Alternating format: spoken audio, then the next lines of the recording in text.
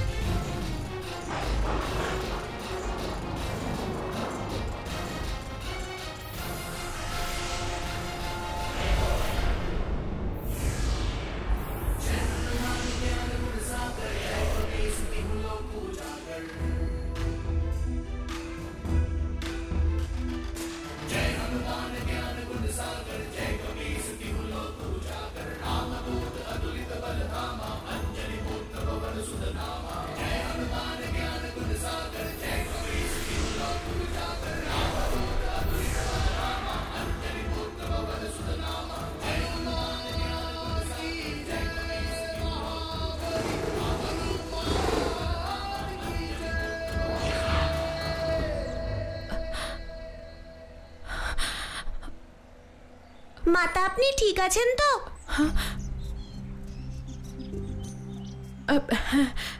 হ্যাঁ, আমি ঠিক আছি মালতী। তুমি ঠিক আছো তো? হ্যাঁ মাতা। এখানে হঠাৎ করে ঘূর্ণবাত এসেছিল না? হ্যাঁ এসেছিল মাতা, কিন্তু চলে গেছে। তাই? চলে গেছে? কিন্তু কিভাবে? মহাদেবের কৃপা মাতা। হর হর মহাদেব। হর হর মহাদেব। 10 অবতারের কাহিনী শ্রবণের লক্ষ্য পূর্ণ হয়েছে।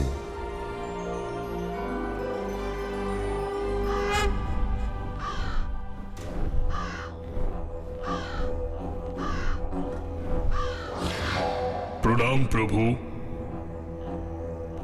বলো কাকবাহন।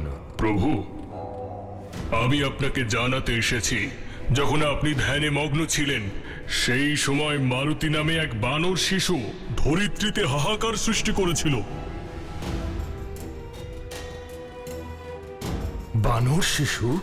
সমস্ত সৃষ্টির কম্পনের আসল কারণ ওই শিশু। কেমন তেজ এবং তার উদ্দেশ্য কি? প্রভু, মহাদেবের আশীর্বাদে ওই বানর শিশু তার একাদশমুখী রূপের আশীর্বাদ পেয়েছে। এই কারণে সমগ্র ব্রহ্মাণ্ড কম্পিত হয়েছিল। বিস্তারিত বলো কাকবাহন, বিস্তারিত ভাবে। এই ঘটনার সূত্রপাত তখন থেকে হয়েছিল প্রভু, যখন ওই বানর শিশু সূর্যদেবকে ফল ভেবে ভোজন করেছিল।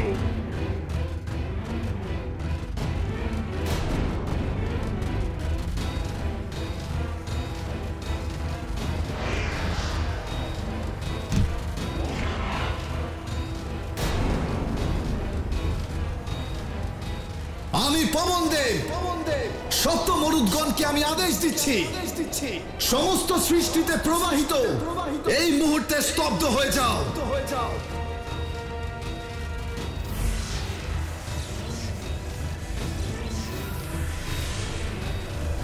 হে মারুতি, যেহেতু আমার বজ্রের প্রভাবে তোমার হনু অর্থাৎ স্কন্ধদেশ আঘাতপ্রাপ্ত হয়েছে, সেই হেতু আজ থেকে এই বিশ্ব সংসারে তুমি হনুমান নামে পরিচিত হবে।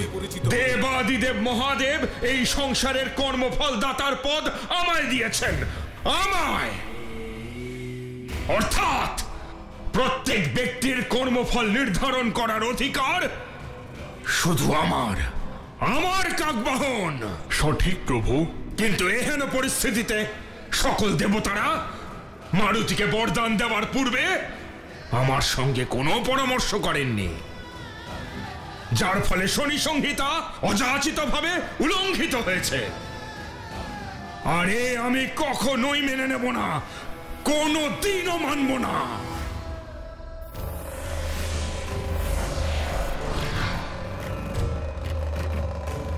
হে প্রভু, এই মুহূর্তে শনিদেবের ক্রোধ দেবতাদের প্রতি নির্দেশিত, কিন্তু প্রভু উনি ওনার বক্রদৃষ্টি এরপর মারুতির উপর নিক্ষেপ করবেন না তো? মারুতির এই দৈব যাত্রায় শনিদেবকেও এক গুরুত্বপূর্ণ ভূমিকা পালন করতে হবে। তা কেবল বর্তমানের জন্যই নয়, ভবিষ্যতের জন্যেও। এবং দুজনেই এতই ধর্মপরায়ণ যে যখন পরস্পরের সম্মুখীন হবেন তখন নিজ নিজ কর্তব্য নিষ্ঠা ভরে পালন করবেন। কিন্তু এই মুহূর্তে যদি শনিদেব সিদ্ধান্ত নেন যে তিনি তার বক্রদৃষ্টি মারুতির উপর নিক্ষেপ করবেন, তাহলে মারুতির পরীক্ষা হবে যে সে একাদশমুখী স্বরূপের যোগ্য কিনা। কাকবাহন, এমন কি বিশেষত্ব আছে ওই বানর শিশুর মধ্যে? নারায়ণ নারায়ণ, প্রণাম শনিদেব।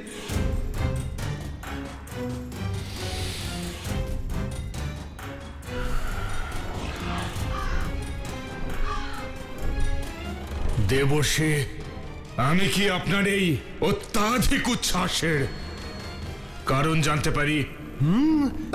অর্ধেক তো আপনি জেনেই গেছেন, বাকি অর্ধেকটা আমি আপনাকে বলে দিচ্ছি শনিদেব। আপনি তো খুব ভালো মতোই জানেন যে সুমেরুর মহারাজ কেশরী এবং ওনার স্ত্রী অঞ্জনীর গর্ভে মহাদেবের আশীর্বাদে এক পুত্রের আগমন হয়েছিল। হয়তো। জন্ম এবং মৃত্যু অতি সামান্য ঘটনা, এতে বিশেষত্ব কি আছে? বিশেষত্ব এই যে দেবী অঞ্জনী তার পুত্র মারুতিকে মহাদেবের 10 অবতারের কাহিনী শুনিয়ে আরো দৈব এবং অলৌকিক করে তুলেছেন শনিদেব। তাহলে সেই জ্ঞানের তেজের ফলেই সেই ভূকম্পন ঘটেছিল। নারায়ণ নারায়ণ। এবং যেহেতু সকল দেবতার কাছ থেকে মারুতি দৈব শক্তি লাভ করেছে, তাই সৃষ্টির সমস্ত বন্ধন আর নিয়ম থেকে মুক্ত হয়েছে শনিদেব। নারায়ণ। কর্মফলের নিয়মের ঊর্ধ্বে কেউ নয় দেবর্ষি, কেউ নয়। এবার আপনি কৃপা করে আমাকে এটা বলুন যে মারুতিকে এই দিব্য শক্তি কোন কর্মের ফলস্বরূপ দেওয়া হয়েছে? এ তো হওয়ারই ছিল শনিদেব, মারুতি স্বয়ং মহাদেবের অংশ। দেবর্ষি, বিনা কর্মে কোন জীবকেই ফল প্রদান করা যায় না। মারুতি যদি কোনো দুঃখ নাশ হয়ে এতগুলি মহান বরদানের সুখ প্রাপ্ত হয়ে থাকে, তাহলে সেই ফলের ভারসাম্য বজায় রাখতে সেই অনুপাতেই মারুতিকে দুঃখ সইতে হবে। তো আপনি কি মহাদেবের সঙ্গে প্রতিদ্বন্দ্বিতা করবেন শনিদেব? হ্যাঁ, আমাকে কর্মফলদাতা রূপে এই কার্য করতে মহাদেবও আটকাতে পারবেন না, কারণ তিনি স্বয়ং এই সংসারের কর্মফলদাতার পদ আমাকে দিয়েছেন। আজ্ঞা দিন শনিদেব। নারায়ণ নারায়ণ। মারুতির ন্যায়পূর্বক বিচার করবার জন্যই আমাকে তার জন্মকুষ্ঠী দেখতে হবে।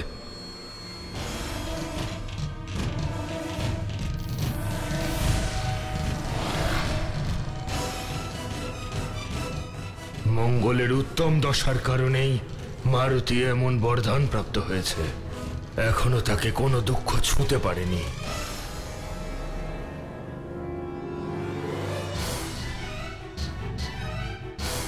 আমায় কেবল মঙ্গলের দশাকে সামান্য পরিবর্তন করতে হবে, যাতে মারুতির জীবনে আলোড়ন সৃষ্টি হয়।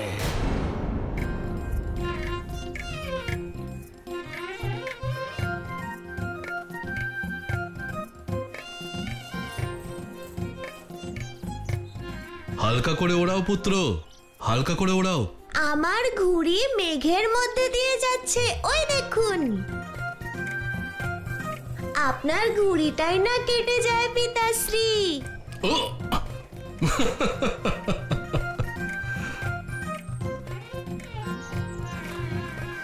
প্রতিদ্বন্দ্বিতায় আহ্বান করছো না তো? আপনি যদি চান তাও করতে পারি। যদি তাই হয় তাহলে আমি প্রস্তুত মারুতি। হয়ে যাক।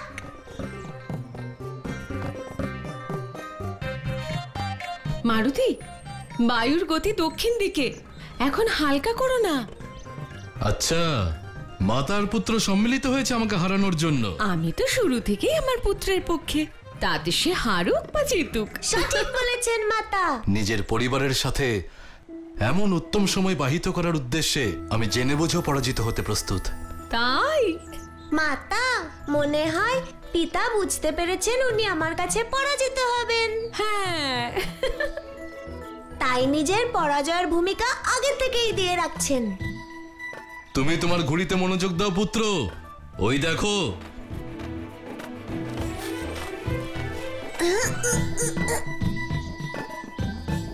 টানো মারুতি, এই তো সুযোগ। আরে পিতা, কেটে গেল আপনার ঘুড়ি। আমি জিতে গেছি, আমি জিতে গেছি, কি মজা।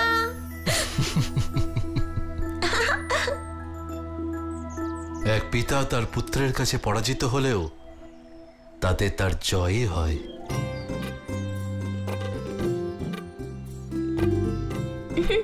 আমি বলেছিলাম না, বলেছিলাম আপনাকে। যে সুখ আমাদের তিনজনের ভালোবাসার বন্ধনে আছে তা কোথাও নেই।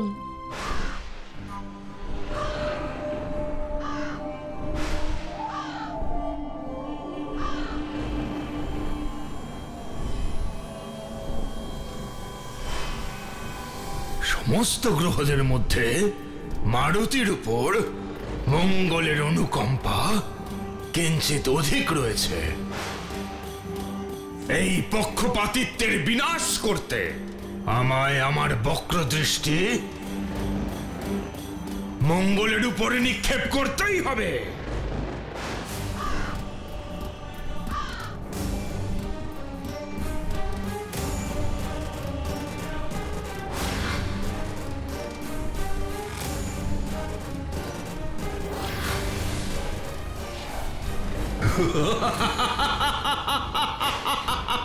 শনিদেবকে অমঙ্গলের প্রণাম। আপনার মঙ্গলের প্রতি দৃষ্টিপাতের ফলে আমার স্বরূপ উদ্ঘাটন হয়েছে।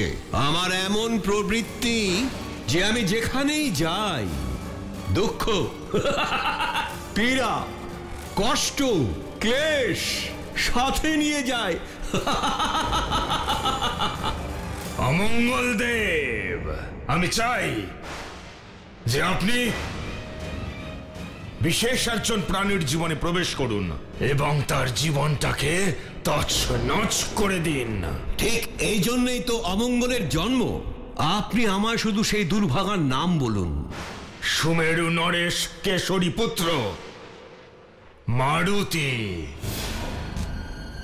আর মারুতির কাছে এই সংসারে সর্বাধিক প্রিয় হলো তার পরিবার।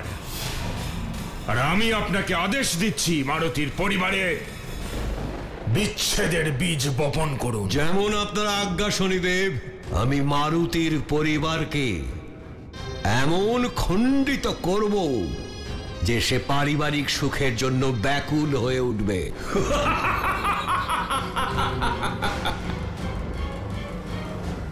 কিষ্কিন্ধার মহারানী তারা, সুগ্রীব এবং দেবী রুমা সভায় পদার্পণ করছেন। প্রণাম তারা দিদি। প্রণাম অঞ্জনী। প্রণাম রুমা। প্রণাম। প্রণাম মহারানী তারা, মিত্র সুগ্রীব এবং দেবী রুমা। আপনাদের সবাইকে এই প্রাসাদে স্বাগত।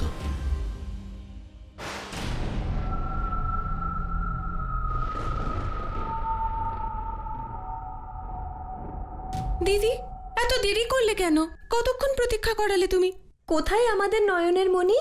তার দর্শন পেলেই আমাদের মন শীতল হবে। তাহলে এখনই শীতল করে দিচ্ছি।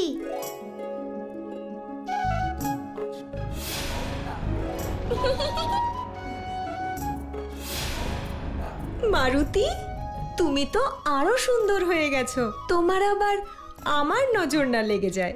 আমার মাতা বলেন যে আপনজনদের নজর লাগে না। তা সত্ত্বেও এই নিন। কি এটা? কাজলের পাত্র।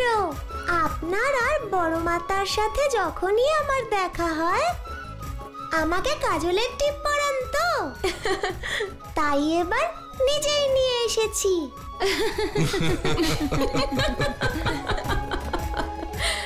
যত আনন্দ করার তুমি করে নাও মারুতি। যত ভালো মুহূর্ত আত্মসাৎ করতে চাও করে নাও, করে নাও। আমার বক্র দৃষ্টির জন্য তোমার পারিবারিক সমস্ত সুখ তছনছ হতে চলেছে।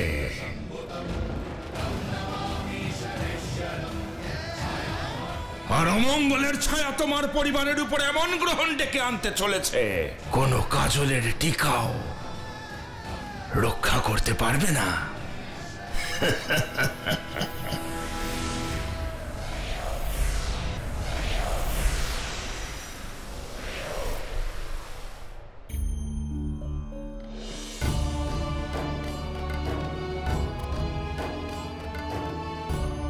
এই নিন কাকা।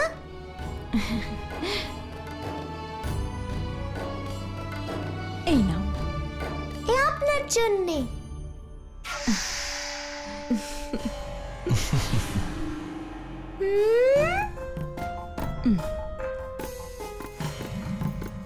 কিছু আছে ওখানে, কিন্তু কি? নাও মারুতি।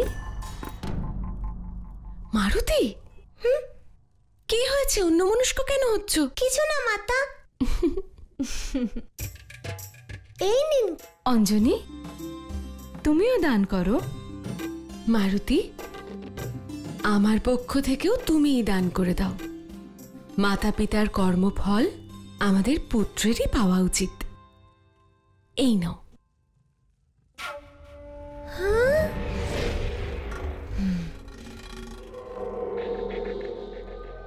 দাঁড়াও দাঁড়াও। দেবী রুমা,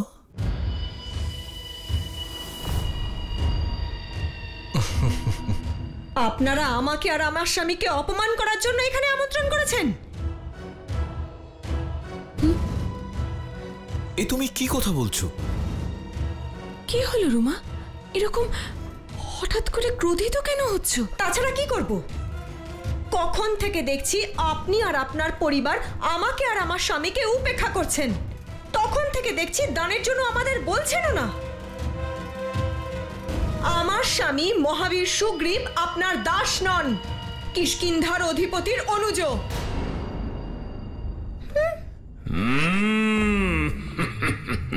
দেবী রুমা, এ তুমি কি ধরনের কথা বলছো? আপনি আপনার সম্মান নিয়ে চিন্তিত না হলেও আমি চিন্তিত স্বামী। রুমা, সত্য কটু হয় স্বামী। এই একমাত্র কারণ স্বরূপ আপনি সফলতা বা যশ কিছুই পাননি। যেখানে রাজা কেশরীর মতন একজন আপনার থেকে অযোগ্য হওয়া সত্ত্বেও নিজের প্রভাব বিস্তারে সক্ষম হয়ে যান।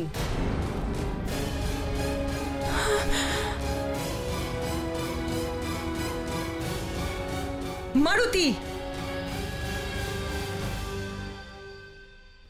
এ আমায় দাও। তোমার পূর্বে দান দেওয়ার অধিকার আমার স্বামীর। রুমা,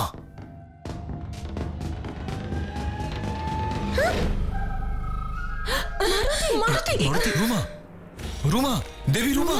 রুমা, চোখ খোলো রুমা। রুমা, ওঠো রুমা। রুমা, সুরেলি, শীঘ্র যাও, জল নিয়ে এসো।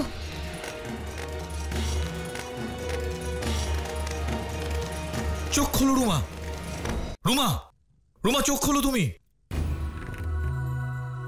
রুমা, তুমি তুমি ঠিক আছো তো? আমার কি হয়েছিল? তুমি বুঝতে পারোনি এখানে কি কি ঘটলো?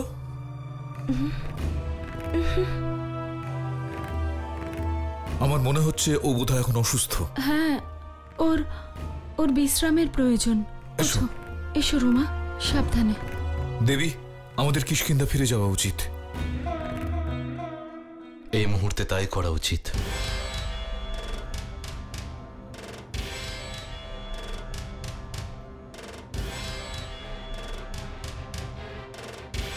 এসো।